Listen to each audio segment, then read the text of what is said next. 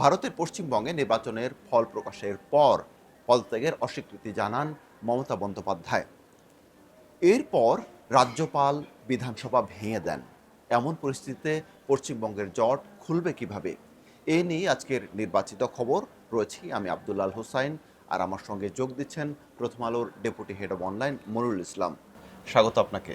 আপনাকে ধন্যবাদ। আহ, আমরা আসলে পশ্চিমবঙ্গের নির্বাচনটা নিয়ে কয়েকদিন ধরেই বিশ্লেষণ করছি। প্রথমেই যেটা দেখলাম যে নির্বাচনের পরেই যেটি মমতা বন্দ্যোপাধ্যায় যে ঘোষণা দিলেন যে তিনি মুখ্যমন্ত্রীর পদ থেকে পদত্যাগ করবেন না, এরকম একটা অস্বীকৃতি জানিয়েছেন। এবং তখন থেকে আসলে একটা সংকট তৈরি হওয়ার শঙ্কা তখন থেকে ছিল। এরপর যেটা সর্বশেষ যেটা দেখলাম যে রাজ্যপাল বিধানসভা ভেঙে দিলেন। সব মিলে এখন পরিস্থিতি কোন দিকে গড়াচ্ছে পশ্চিমবঙ্গে? দেখুন, গত সোমবার যখন ভোটের ফলটা প্রকাশ হলো, প্রকাশ হওয়ার পরই দেখা গেল যে পশ্চিমবঙ্গে বিজেপি ক্ষমতায় যাচ্ছে, কারণ বিজেপি সংখ্যাগরিষ্ঠ নিরঙ্কুশ সংখ্যাগরিষ্ঠ আসনে বিজয়ী হয়েছে। সেখানে মমতা বন্দ্যোপাধ্যায়ের দল তৃণমূল কংগ্রেসের আসন সংখ্যা নেমে এসেছে 100-র নিচে।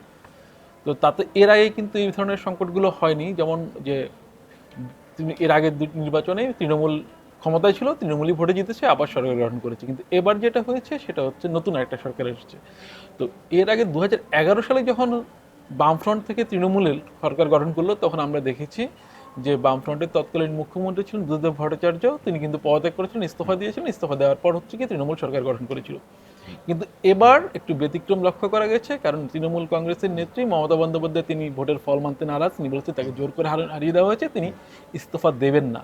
তাতেই কিন্তু এই সংকটের বিষয়টা আসে যে তাহলে হচ্ছে মমতা বন্দ্যোপাধ্যায় যদি ইস্তফা না দেন তাহলে পরিস্থিতি আসলে কোন দিকে গড়াবে।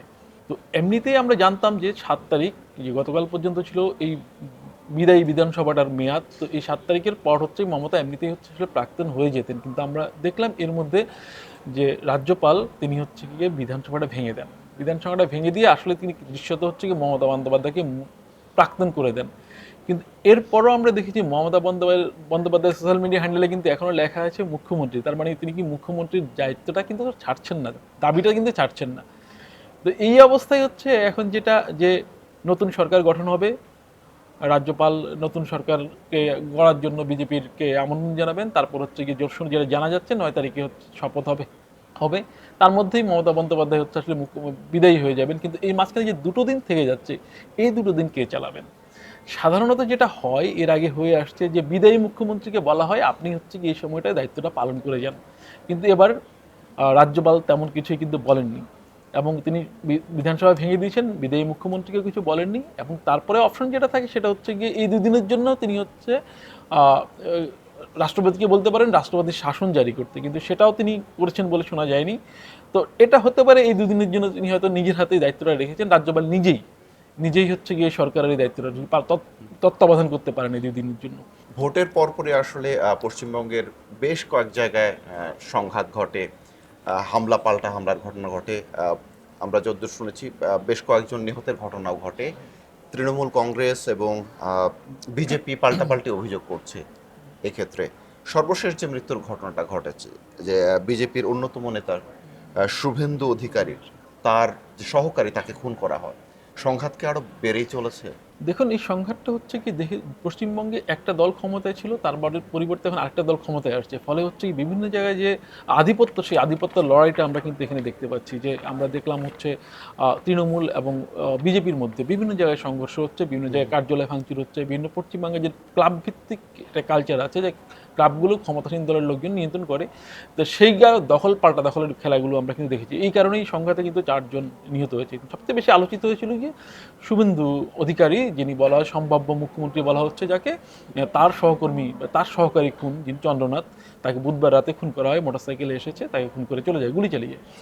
তো এইটার যদ্দূর জানা গেছে যে যে একটা ধরনের ভাড়াটিয়া খুনি কিন্তু এই খুনের পেছনে ছিল, এবং মোটরসাইকেলে যে এসেছিল মোটরসাইকেলটা উদ্ধার করা হয়েছে। কিন্তু কে খুনটা করেছেন সেটা এখন পর্যন্ত জানা যায়নি। এর মধ্যে তৃণমূলকে দোষী করছে বিজেপির নেতারা তৃণমূলকে হত্যাকাণ্ডের জন্য তৃণমূলকে দোষী করছে। কিন্তু তৃণমূল কিন্তু গতকাল একটা বিবৃতি দিয়েছে, তারা এই হত্যাকাণ্ডে জড়িয়ে থাকার কথা অস্বীকার করেছে। তারা নিজেরাও এই হত্যাকাণ্ডের নিন্দা জানিয়েছে এবং বলছে হচ্ছে কি এই হত্যাকাণ্ডের হচ্ছে কি তদন্ত হওয়া উচিত। সেই সঙ্গে তারা এটাও দাবি করছে যে অন্য যে হত্যাকাণ্ডগুলো ঘটেছে, যে 4টা অন্তত কমপক্ষে, এগুলোর হচ্ছে কি তদন্ত হওয়া উচিত। তো তদন্ত হচ্ছে, কিন্তু এর মধ্যে যে সংঘর্ষের ঘটনাগুলো কিন্তু বিক্ষিপ্তভাবে কিন্তু হচ্ছে, বিশাল আকারে না ঘটলেও কিন্তু বিভিন্ন জায়গা থেকে সংঘর্ষের খবর আমরা পাচ্ছি। তো এই সংঘাতটা যদি হচ্ছে নিয়ন্ত্রণ করা না যায় এই সময়, তাহলে সংঘাতের ব্যাপকতা কিন্তু আরও বাড়তে পারে। যদিও বিজেপির যে কেন্দ্রীয় নেতৃত্ব বলছে হচ্ছে কি সবাইকে সংযত হওয়ার কথা বলছে, কিন্তু আমরা দেখছি প্রথম দিনই কিন্তু বুলডোজার, যেটা হচ্ছে কি উত্তর ভারতে কিন্তু উত্তরপ্রদেশে কিন্তু আলোচিত ছিল, সে বুলডোজার দিয়ে তৃণমূল কার্যালয়ের একটা কার্যালয় ভাঙচুরের ঘটনা ঘটেছে। তো এখন এটা আসলে পরিস্থিতি বলে দেবে আসলে কোন দিকে গড়াবে। এমন পরিস্থিতির মধ্যেই অমিত শাহ আজ সকালে কলকাতায় পৌঁছেছেন। বিজেপির যে নবনির্বাচিত যারা বিধায়ক তাদের সঙ্গে আজকে বলবেন কি কি বিষয়ে সেখানে আলোচনা হবে, কিংবা কি ধরনের আসলে মূলত যেটা আলোচনা হবে, এই অমিত শাহ তো আজকেই কলকাতায় পৌঁছালেন, তিনি প্রথমে গেছে দক্ষিণেশ্বরে মন্দিরে পূজা দিতে গেছেন। পূজা দেওয়ার পর তিনি নিউ টাউনে একটা হোটেলে উঠেছেন, এবং এরপর যিনি হচ্ছে মিটিং করবেন বিশ্ব বাংলা কনভেনশনে, সেটা বিজেপির নবনির্বাচিত সদস্যদের সঙ্গে বিধানসভা। এই সভায় যেটা যেটা হয় সেটা বিজেপির বিধানসভার বিধায়ক দলের নেতা নির্বাচিত হন। তো এই নেতা কিন্তু এক অর্থে হচ্ছে গিয়ে, যেহেতু পশ্চিমবঙ্গে বিজেপি এবার ক্ষমতায় যাচ্ছে, এই নেতা আসলে পরবর্তী মুখ্যমন্ত্রী। তো আশা করা যায়, ধারণা করা হচ্ছে যে এই সন্ধ্যার মধ্যেই এই কাজটাই হয়ে যাবে। মুখ্যমন্ত্রী কে হবেন সেটা হচ্ছে গিয়ে এই সন্ধ্যার মধ্যেই জানা যাবে। তো মুখ্যমন্ত্রী কে হবেন সেটা হচ্ছে যতটা না বিধানসভা, তার চেয়ে বেশি গুরুত্বপূর্ণ হচ্ছে কি বিজেপি, অমিত শাহ যেহেতু এসেছেন কেন্দ্র থেকে একটা সিদ্ধান্ত বা একটা ইস্যু নিয়েই এসেছেন, সেটাই হচ্ছে হয়তো হবে। তাই মুখ্যমন্ত্রীর নামটা হয়তো জানা যাবে আজকে থেকে। এই দিকে একটু এখন আমার প্রশ্নটা এটা নিয়েই, এই যে বিজেপি প্রথমবারের মতো পশ্চিমবঙ্গে সরকার গঠন করতে যাচ্ছে, সরকারে আসলে কারা কারা থাকতে পারেন, আহ, কোনো কি আর কিছু আজ করা যাচ্ছে, এবং শুভেন্দু অধিকারী কি মুখ্যমন্ত্রী হবেন কিনা? এখন পর্যন্ত যেটা জানা যাচ্ছে যে শুভেন্দু অধিকারীর মুখ্যমন্ত্রী হওয়ার সম্ভাবনা সবচেয়ে বেশি। এই কারণে যে শুভেন্দু অধিকারী গত 5 বছর ধরে বিধানসভায় বিরোধী দলীয় নেতা ছিলেন, একসময় রাজ্য বিজেপির সভাপতি ছিলেন। যদিও শুভেন্দু অধিকারী কিন্তু একসময় তৃণমূল কংগ্রেসে ছিলেন, এবং মমতার ডানহাত বলে হচ্ছে গিয়ে তাকে চিহ্নিত করা হতো বা পরিচিত ছিলেন এভাবেই। 5 বছর আগে তিনি হচ্ছে গিয়ে দল পাল্টে বিজেপিতে এসে এখন বিজেপির নেতা হয়ে গেছেন। তো এই কারণে যেটা শোনা যাচ্ছিল যে শুভেন্দু অধিকারী, বিজেপির পুরনো নেতাদের কাছে শুভেন্দু অধিকারীর একটা গ্রহণযোগ্যতা নিয়ে একটা প্রশ্ন আছে। তারপরেও শুভেন্দু অধিকারী ক্ষেত্রে সবচেয়ে এই মুহূর্তে সবচেয়ে আলোচিত চরিত্র, এবং ধারণা করা হচ্ছে শুভেন্দু অধিকারী হয়তো হচ্ছে মুখ্যমন্ত্রী হবেন। তো শুভেন্দু অধিকারী মুখ্যমন্ত্রী হলেও যেটুকু শোনা যাচ্ছে যে দুজন উপমুখ্যমন্ত্রী হয়তো করবেন, রাখা হয় পদ। এক্ষেত্রে হচ্ছে একজন নারী অগ্নিমিত্রা পালের কথা কিন্তু শোনা যাচ্ছে, যিনি হচ্ছে খুবই আলোচিত, এবং মুখ্যমন্ত্রী হওয়ার দৌড়ে হচ্ছে কি তাকে অনেকে রেখেছে। তো উনি উপমুখ্যমন্ত্রী হতে পারেন বলে শোনা যাচ্ছে। আর এবার নির্বাচনে বিজেপির উত্তরবঙ্গে যেটা হচ্ছে ভালো ফল করেছে, সেই কারণে নিশীথ ওই অঞ্চল থেকে কয়েকজনই হচ্ছে মন্ত্রী হতে পারেন। এদের মধ্যে হচ্ছে নিশীথ প্রামাণিক ও শঙ্কর ঘোষের নাম শোনা যাচ্ছে। তো একটা গুরুত্বপূর্ণ দপ্তর হচ্ছে যুব ক্রীড়া। যুব ক্রীড়াতে যেতে শোনা যাচ্ছে যে ভারতের জাতীয় দলের সাবেক ক্রিকেটার অশোক দিন্দা, তিনি বিজেপিতে আছেন, তিনি হয়তো হচ্ছে গিয়ে যুব ক্রীড়া মন্ত্রী হতে পারেন। আর তথ্য সংস্কৃতি, এটাও কিন্তু আলোচিত বিষয়, সেটাতে হতে পারে হচ্ছে যে যার নাম হচ্ছে রুদ্রনীল ঘোষ অভিনেতা, তিনি হয়তো এই দপ্তরটা পেতে পারেন। এর মধ্যে আরেকটা বিষয় গুরুত্বপূর্ণ, সেটা যে অভয়া, যার আরজিকর ধর্ষণ হত্যাকাণ্ডে যিনি নিহত হয়েছিলেন চিকিৎসক, তার মা, যিনি পানিহাটি থেকে বিজেপির মনোনয়নে এবার নির্বাচিত হয়েছেন, সেই রত্না দেবনাথ কোনো মন্ত্রিত্ব পেতে পারেন বলে আলোচনা রয়েছে। আচ্ছা, পশ্চিমবঙ্গ থেকে এবার একটু আমরা তামিলনাড়ুতে যাই। সেখানেও আসলে নতুন সরকার গঠিত হতে যাচ্ছে।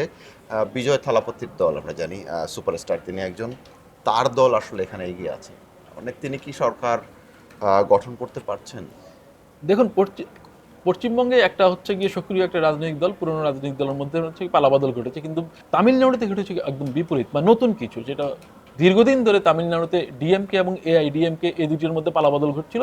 তারপর হচ্ছে গিয়ে এখন আপনার একটা নতুন দল বিজয় থালাপতি, টিভিকে হচ্ছে গিয়ে এবার সংখ্যাগরিষ্ঠ আসনে জয়ী হয়েছে। সংখ্যাগরিষ্ঠ এই কারণেই বলছি যে নিরঙ্কুশ সরকার গঠনের জন্য প্রয়োজনীয় সংখ্যা কিন্তু তারা হচ্ছে পূরণ করতে পারেনি। টিভিকে হচ্ছে পেয়েছে 108টি আসন, আর সরকার গঠন করতে হলে প্রয়োজন হচ্ছে 118টি আসন, তার মানে 10টি আসন কম আছে। আর ফলে টিভিকে, যদিও এর মধ্যে হচ্ছে তারা আমন্ত্রণ জানিয়েছে যে হচ্ছে গিয়ে সরকারের মানে সমর্থন দেওয়ার জন্য, তারা হচ্ছে গিয়ে চাইছে বামফ্রন্ট এবং কংগ্রেস যদি হচ্ছে তাদেরকে সমর্থন দিতে। বামফ্রন্ট এখানে আসন আছে 4টি, সিপিআই এর 2টি, সিপিএম এর 2টি, আর কংগ্রেসের আসন আছে 5টি। তো 5 আর 8 9টি হচ্ছে গিয়ে যুক্তি 8-এর সঙ্গে যুক্ত হয়, তাতেও কিন্তু 118 হয় না।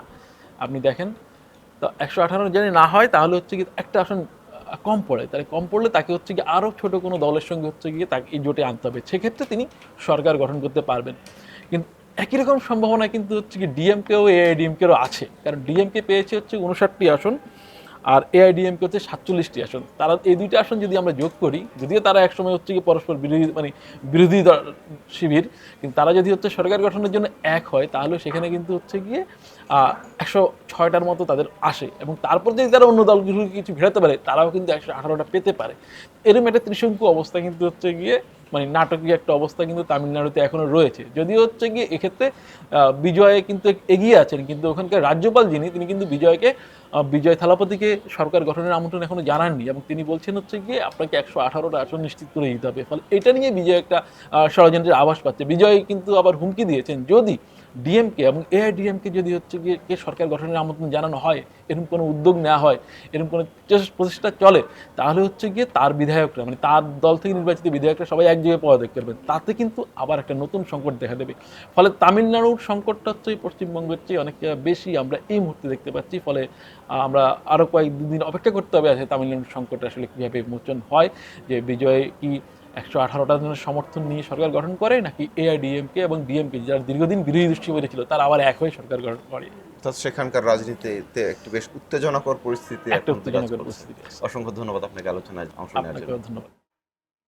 দর্শক, রাজনীতি, অর্থনীতি, অপরাধ, আন্তর্জাতিক সহ নানা বিষয়ের ওপর নির্বাচিত খবর নিয়ে আমরা প্রতিদিনই আপনাদের সামনে হাজির হচ্ছি। এতক্ষণ যারা আমাদের সঙ্গে ছিলেন অসংখ্য ধন্যবাদ।